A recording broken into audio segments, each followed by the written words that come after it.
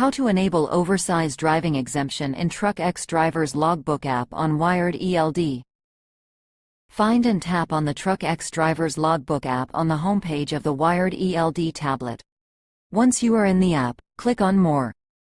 Click on Exemptions to enable any exemption. Tap on Oversize driving exemption setup.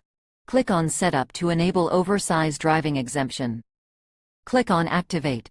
This exemption is for specialized carriers and drivers responsible for transporting loads that exceed maximum legal weight and dimensional limits. Oversize, overweight loads, requiring a government-issued permit, exempting them from the 30-minute break provision. You will see a dialog box. Tap on OK.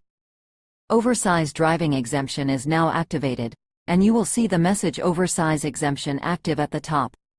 The exemption status will also be visible on the homepage of the app. Drivers with Oversize exemption will be exempt from the 30-minute break provision as long as the exemption is active.